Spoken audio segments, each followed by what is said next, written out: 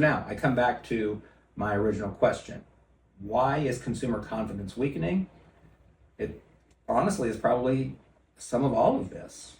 It may be that people are feeling pinched because they don't have enough resources to work off of.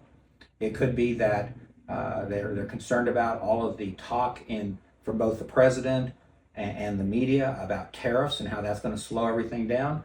It could be the sort of, I don't know, it's just sort of huge conversation about Department of Government efficiency, and they find all this money that's being wasted. I mean, part of it is like, I'm glad they're finding it. The other part is, my goodness, how long has it been going on? And what's this going to do if we start cutting? Will this cut Medicaid or Medicare or Social Security, which I think is a big conversation the media seems to want to have. The president and his administration keep saying they're not going to cut any of that. So I think there's all kinds of pieces. And, you know, it's funny, I talk to a lot of people, and everybody I talk to seems to know somebody who has been impacted by a job loss in DC as a result of the DOGE cuts. And so underemployment or unemployment, I think, probably is concern for people. High prices, even if inflation's not so bad now, high prices are really bothersome and challenging, and we're waiting for wages to catch up to that. So these recession fears are coming back as a result of this, and so I think the question becomes, what do we do next? And let me sort of summarize what I just said to you in the course of trying to give you an understanding of where we're headed. So right now, I'm anticipating that over the next 2 to 4 weeks, we're going to find out what kind of a bounce we get. Do we get a bounce that takes it up here somewhere? You know, if we're looking at that right now. And to that point, I guess I didn't say this before. Let me just show you this as well. So this downturn, oh, I can't see it because it's over here. All right, here we go. This downturn is about 9%. It's a 9% downturn. It hasn't quite hit correction territory yet.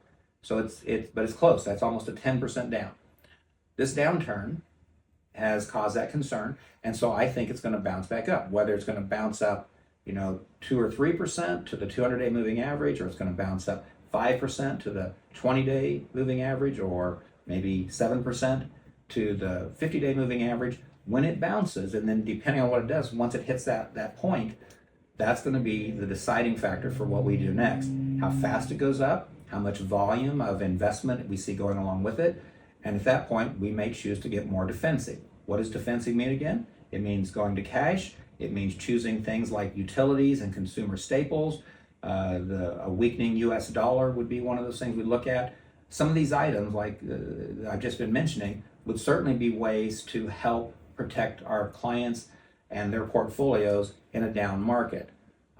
So doing that will be one of those areas where we'll be taking action in the next few weeks or month or so to protect your portfolio, protect your family wealth, and make it grow for you.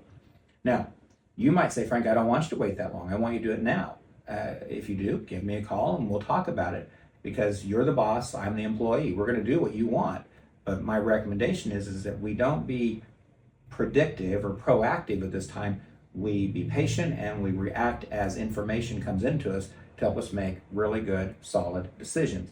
Not to operate in fear and not to operate in greed.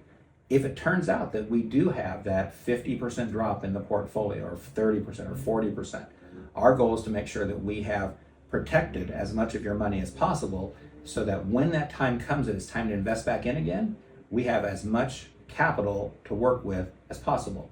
Is this perfect? Are we going to call it right? We're doing our best. I assure you that, as I've said many times before, if anybody could do it right, perfect, every time, it's going to be a company like a Fidelity or a Vanguard or a State Street. But they can't do it. If they did, they'd have one fund, and that's what they would do everything with.